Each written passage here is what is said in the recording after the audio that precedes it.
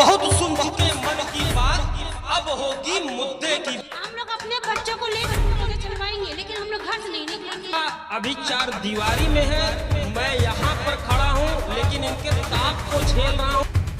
हम लोग मर जाएंगे, लेकिन हम लोग घर से नहीं निकलेंगे। जब आप लोग बिजली की बिल या वो पानी का टैक्स लेने आ रहे थे, पैसे की बिल, तब आप उस वक्त 23 साल पहले नहीं बोले कि आवे थे। कहीं नहीं जाना है, हम लोग को दलमंडी ही में ही शिफ्ट होना है। जितने मेरे व्यापारी हैं, हम लोग को यहीं रहना है। ये 25 साल से कहाँ थे? बहुत सुन चुके मन की बात, अब होगी मुद्दे की बात। नमस्कार दोस्तों, मैं कुमार चंद्रा बन के देश की बात करते हैं आज दाल मंडी की बात। दोस्तों, दाल मंडी अपने आप में ही आज की डेट में बनारस सहित पूर्वांचल में चर्चा का विषय बनी हुई है, और वजह दाल मंडी का ध्वस्तीकरण। आप लोगों ने दाल मंडी के ध्वस्तीकरण पे बहुत सारी वीडियोस को देख लिया, सुन लिया, जान लिया, समझ लिया। कुछ लोगों ने उस पे जो है तफरीह ली, मजा ली, कुछ लोगों ने दर्द को महसूस किया। लेकिन जो चीजें छुप गई इसमें वो था कि दाल मंडी की महिलाओं का दर्द।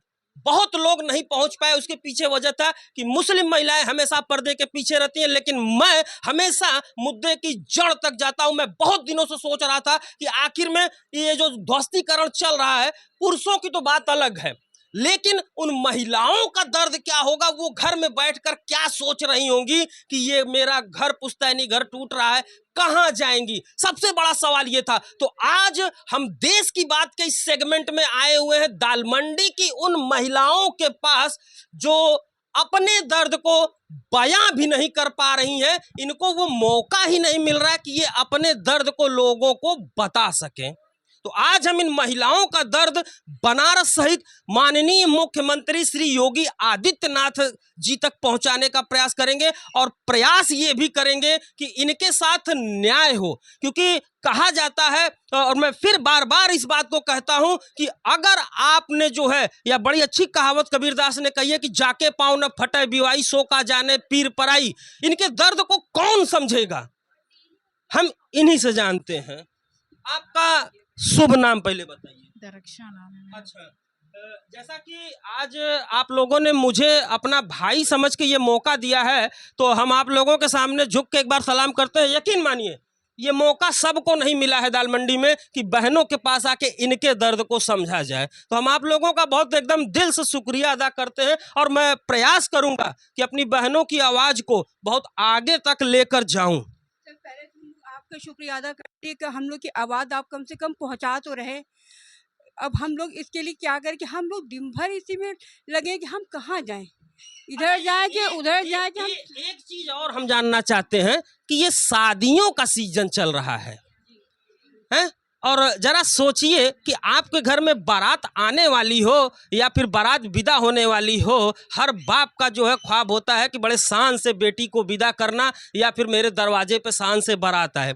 शादियों का सीजन है, आप लोगों के यहाँ भी शादियों का हिसाब किताब चल रहा है? मेरे यहाँ 10 तारीख को है शादी।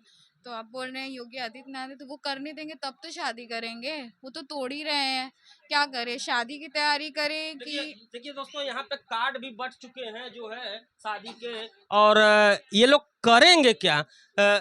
शादी की तैयारी करे कि घर इकट्ठा करने की तैयारी करे कि लड़ाई करे, और या इनकी धमकी सुने हम लोग। बताइए धमकी कौन दे रहा है आपको? कि बुलडोजर हम चला देंगे, 4 दिन में खाली करिए, और नोटिस लगे तो नोटिस भी लगे तो इसमें स्टैम्प ही नहीं है। बुलडोजर के आगे आ जाते हैं। बच्चों को लेकर ना सिस्टर आप इधर आओ, इधर आओ, बताइए क्या कहना चाह रही हैं। अपना भाई समझिए। हम लोग अपने बच्चों को लेकर बुलडोजर चलवाएंगे, लेकिन हम लोग घर से नहीं निकलेंगे।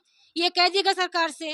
अब जो भी होगा, अब हम लोग जब घर में भी स्टेटमेंट दे रहे हैं ना, हम लोग बाहर भी स्टेटमेंट देंगे। अब हम लोग पर पड़ी है मामला अभी चार दीवारी में है। मैं यहाँ पर खड़ा हूँ, लेकिन इनके ताप को झेल रहा हूँ, और मुझे पूर्ण विश्वास है कि जिस दिन ये नारी शक्ति, और बनारस में नारी शक्ति 5.0 चल रहा है, महिला सशक्तिकरण, तो क्या ये महिलाएं नहीं हैं, या इन्हें धर्म के चश्मे से देखा जा रहा है? सबसे बड़ी बात आती है कि कह रहे कि लोटा भी देंगे, यहाँ जाएंगे, रोने पे देंगे। क्या वहाँ पे कोई हम लोग का वजूद है? हम लोग का अपना दाल मंडी में वजूद है कि हम लोग लोटा में जाएंगे? हम लोग मर जाएंगे, लेकिन हम लोग घर से नहीं निकलेंगे। हम लोग के बच्चे, हम लोग कहाँ जाएंगे? हम लोग का एजुकेशन है, हम लोग के बच्चों का एजुकेशन कितने में पढ़ते हो बाबू? थर्ड में पढ़ते हैं हम लोग। 5000 इसकी सिर्फ फीस है बच्चे की, कैसे हम लोग देंगे?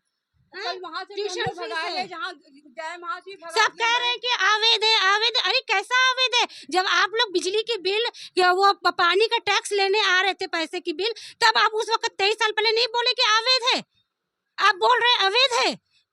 अब अवैध कह के तोड़ा जा रहा है। तो बड़ा एक आरोप ये भी है दोस्तों कि 25, 30, 40, 50 सालों से यही नगर निगम, यही वीडीए और यही अधिकारी लोग जो है इन लोगों से पैसे ले रहे थे, सारे टैक्स वसूले जा रहे थे। कहीं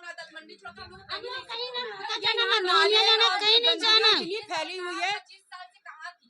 हम लोग को दलमंडी छोड़ करके कहीं नहीं जाना है, हम लोग को दलमंडी ही में ही शिफ्ट होना है। जितने मेरे व्यापारी हैं हम लोग को यहीं रहना है। ये 25 साल से कहाँ थे, 35 साल से। शॉप यहाँ पर है, यहाँ पे आप लोग ध्वस्तीकरण कर रहे हैं। जो कुदई चौकी पर 40 दुकान सिर्फ है, वहाँ पे आप लोग नहीं सोचे जाने के लिए। अरे आप लोग गली में क्या ध्वस्तीकरण कर रहे हैं? जो भी करें आप लोग रोड पे करेंगे ना ध्वस्तीकरण। अच्छा सिस्टर, एक चीज हम थोड़ा सा ये समझना चाहते हैं कि आप लोग थोड़ा शांति बनाए रहिएगा प्लीज। क्या ऐसा लगता है आपको कि ये राजनीति हो रही है और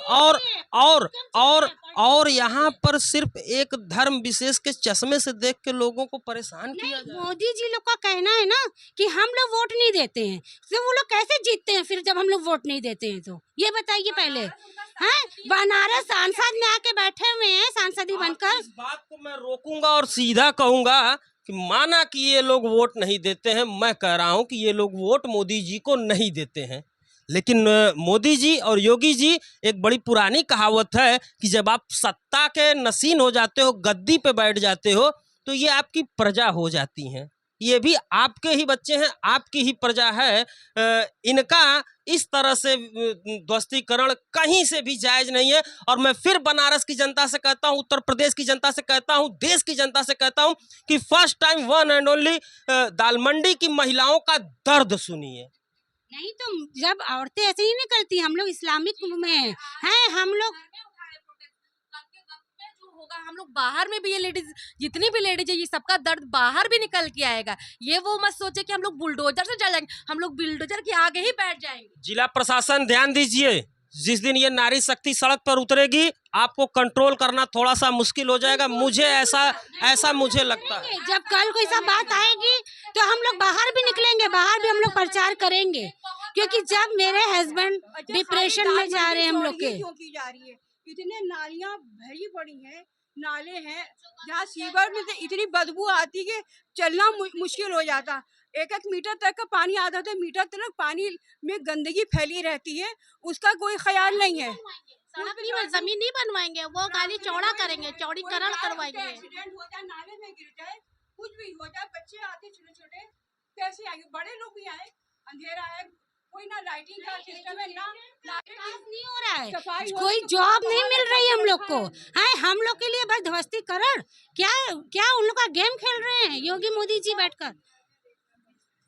आइए। मैं दाल मंडी से शमा बानो। सरकार का कहना है कि रोड को चौड़ीकरण करना है। रोड को चौड़ीकरण करने के लिए घर को ध्वस्त क्यों किया जा रहा है? क्या यहाँ पे हेलीकॉप्टर और एरोप्लेन उतारा जाएगा? जो इतनी ज़्यादा चौड़ी रोड किस बीच पे किया जा रहा है?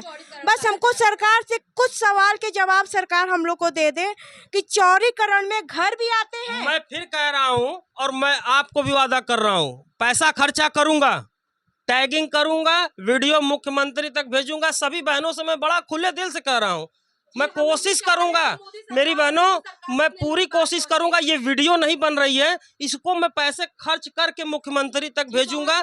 और मैं आपको मौका दे रहा हूं, समझिए, योगी जी खड़े हैं और बात करिए। योगी जी आपको मेरा नमस्ते। सर बस कुछ आप 2 लाख पब्लिक को बेघर कर रहे सर। 25,000 बच्चे की एजुकेशन का सवाल है सर। 25,000, कुछ बच्चे इंटर में हैं और कुछ बच्चे हाई स्कूल में हैं। आपको मालूम है 14 फरवरी से टाइम टेबल निकल गया सर। आपका ये पूरे घर के जेंट्स को एकदम दिमाग से बिल्कुल बिल्कुल ख़त्म कर दिया गया है, इतने कि बता नहीं सकते सर। टेंशन इतना इस नई सड़क और दालमंडी में इतने जेंट्स को टेंशन दे दिया गया है कि कोई डिसीजन लेना अब हम लोग के लिए नहीं है। हम लोग को चौड़ीकरण नहीं करना है, हम लोग को अपना मकान नहीं देना है, हम लोग को अपनी दुकान नहीं देना है सर। हम लोग जहाँ हैं बहुत खुश हैं, बहुत अच्छे हैं, खुले दिल से हम आपका स्वागत कर रहे हैं सर। आप आइए नई सड़क और हम लोग दिले खुल के आपका स्वागत कर रहे हैं सर। हम मोमिन मुसलमान औरतें आपका खुले दिल से स्वागत कर रहे हैं सर, खुले दिल से हम आपका वेलकम करेंगे। वोट नहीं देते तो ये आपका बनारस जो काशी है ना, आपका संसदीय इलाका नहीं होता। ये हम लोग की देन है कि आप यहाँ पर हैं।